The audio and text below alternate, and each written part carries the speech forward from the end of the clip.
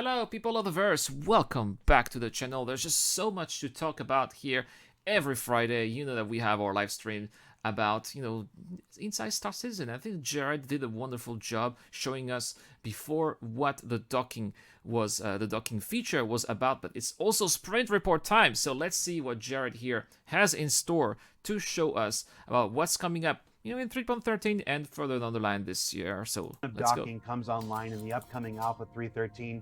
It'll be an exciting next step in realizing the full potential of some of Star Citizen's largest and smallest spacecraft alike.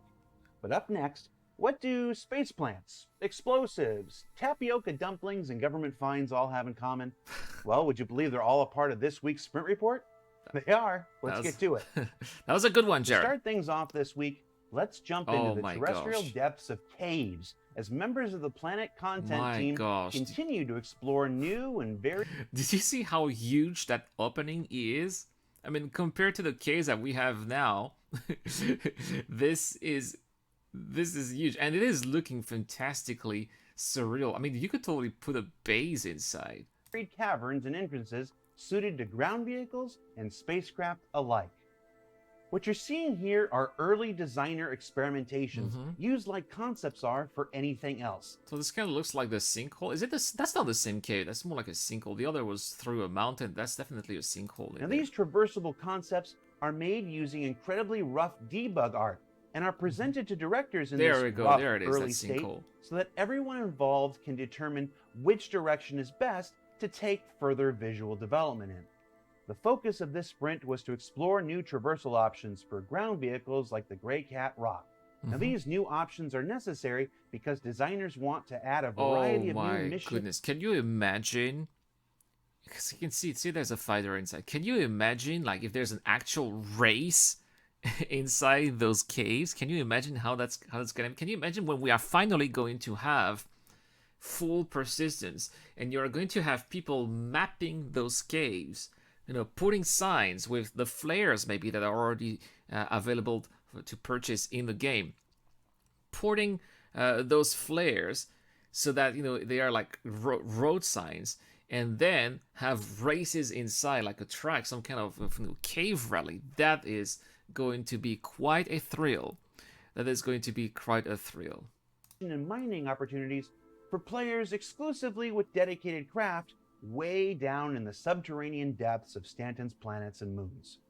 They're also exploring creative traversal options for spacecraft, where skilled pilots will need to navigate their ships carefully through the claustrophobic terrain to deliver themselves to some of Star Citizen's most difficult to reach prizes. Though, that makes me think of Descent, that Descent Underground, which was the project from Eric Peterson, Wingman, which we miss Peter also. Of course, we miss Eric Peterson. I said Peter. Eric, my bad. But it kind of makes me feel like, that 6 degrees of freedom flying inside those tiny environments kind of feels the same. A shame he left, because he would have liked this particular aspect of Star Citizen. If that is an homage to Descent, then it's a good one. Now, as you might imagine, it's really important to explore these extreme Ted? ideas and determine which ones are suitable to take forward through development in this early debug state seen here.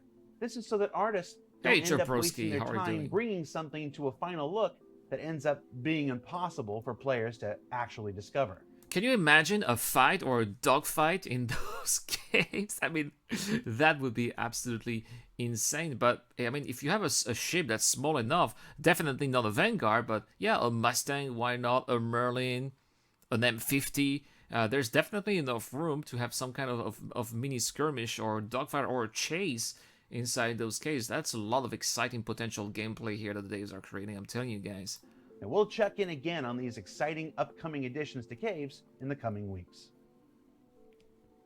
Now, while those folks are working on caves, other members of the Planet Content team recently completed a sprint developing some of the new Harvestables to be found in the upcoming Pyro system, like this Photia scrub, a plant that actually relies on solar flares that would otherwise char the planet's surface for its reproduction. Interesting. There we go, guys. Now we finally have an explanation as of why on Pyro there is some life. That's because that life actually enjoys the solar flares from the red dwarf of the Pyro system. And the Pangala, a unique plant of its own where nearly every aspect of it follows the golden ratio as it grows. There it goes. I think it's probably this one, right? It definitely looks like this one. So you'll be able to pick up all those particular plants here for your collections of Harvestable. Which ends up making it highly sought after by plant collectors wanting to cultivate them. Okay. And with the final concepts approved, the next step is to move into production so that one day these two will find themselves dotting the landscapes of Pyro's planets. That's really cool. But I hope that we'll get to find those Harvestables a little bit more, because, and that is going to be the giveaway question, by the way, because you know, guys, that this month I've got a giveaway. I'm giving away a Retaliator bomber with lifetime insurance, and all you have to do, guys, is to be a subscriber of the channel and comment to the giveaway question that I am asking every video. I'm also giving away a G12 R with lifetime insurance for people who have access to the Discord channel, and the Patreon, or the subscribe members. But let's talk about this furthermore, guys, and that is the giveaway question. Have you ever found fruits on Hurston?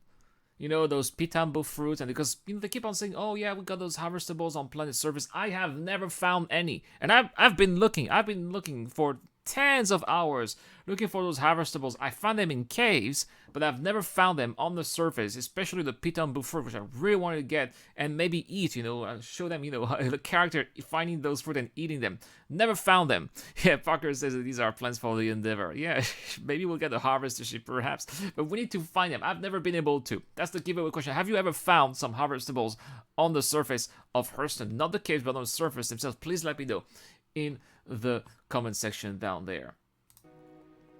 For those who remember Calyx's look at the Interaction Zoo last year, the weapons content team just completed an art pass on bringing the shaped charge device from Bering to life. Is that a bomb? Like to open doors? Is that a device to open doors? Like explosives? Oh my gosh. All pirates are going to be really happy.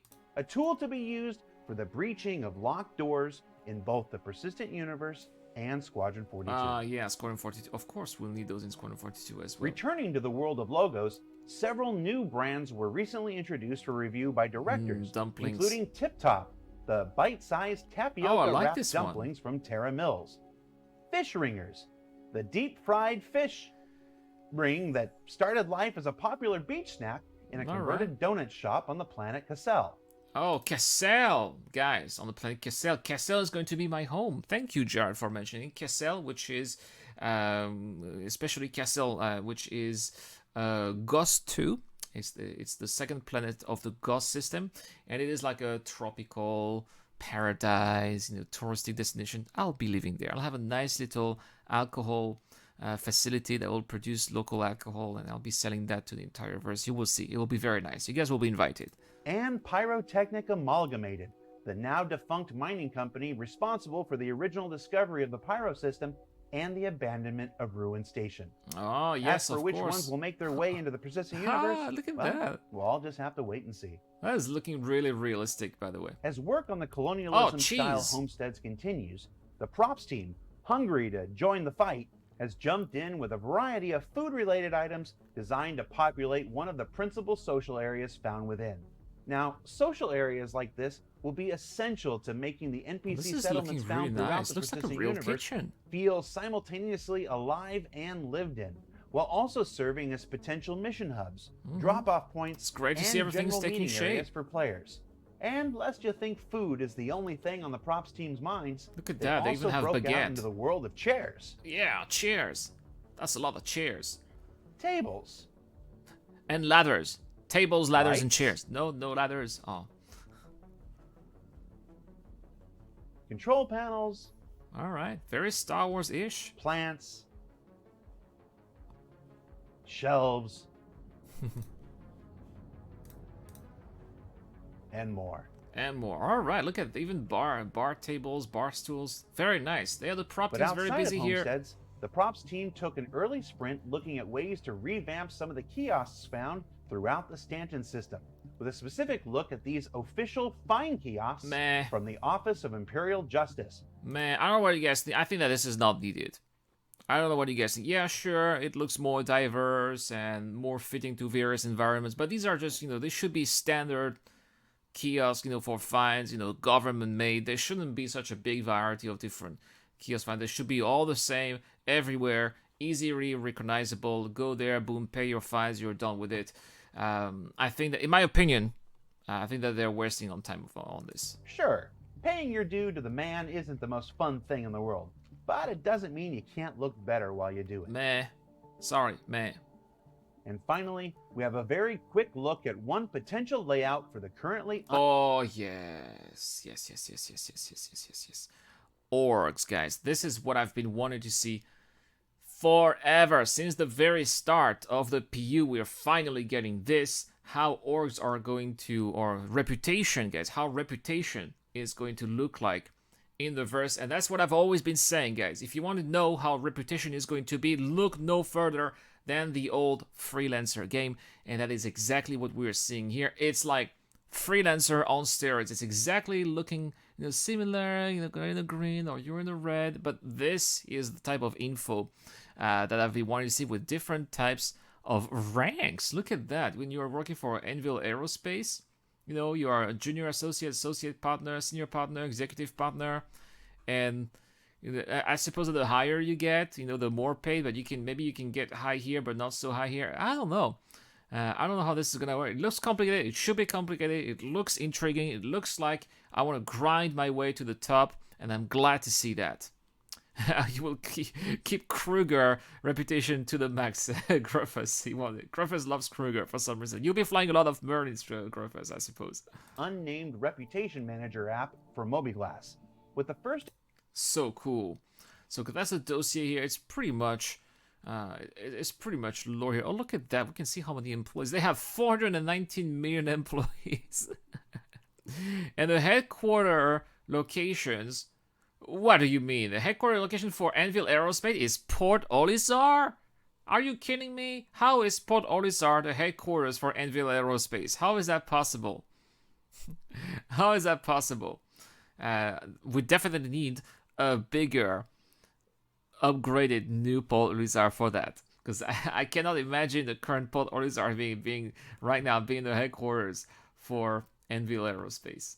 Iteration of reputation going out recently in 3.12. Oh, Malzekart. Look at that. We can see how Malzekart likes us, and also how he thinks we're working for him. Either we're reliable or failing, not so good. And all the other mission givers here, well as Claim, Reto Bitaglia. Oh, she doesn't like us here. Malzekart, Clovis, and Constantine. Cool picture of Constantine here, by the way. I wish that we could see more mission givers. I guess if we scroll down, maybe there is Eddie Parr. Who knows, right? Who knows? Eagle says Eve's got a pretty good faction reputation system. Rep system is needed for sure, absolutely. And Mark Jensen says that will be the new Port Olisar. If anything, we need that new Port Olisar. That new Port Olisar, I'm telling you guys, new Port Olisar coming up with the Ninetales event. You'll see. Early exploration is an exciting next step in the development of this long-awaited feature from the USPU gameplay feature team. Really cool. So what did we learn this week? Well, we learned that in the upcoming Alpha 313, one of Star Citizen's oldest dreams will become a reality with the one of Star Citizen's oldest dream, docking that marine to the Constellation. It's been a long time. Jared, you've been awesome, Jared. Lately, your episodes are getting a little bit better. There you go. That's a better picture. And I don't know what you guys think, but that was a fantastic episode of Inside Star Citizen, guys.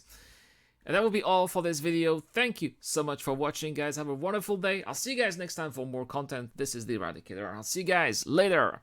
This video is brought to you by the people who support this channel on Patreon and via the join button as well. Supporters of the channel get access to lots of cool perks such as access to my private Discord, your question answered in the show, you get to know when I'm going to play, and also you get to have a chance to influence the editorial line of the channel. Any help is appreciated, starts at just $1 a month. Thank you very much for watching. This is The Eradicator, and I'll see you guys later.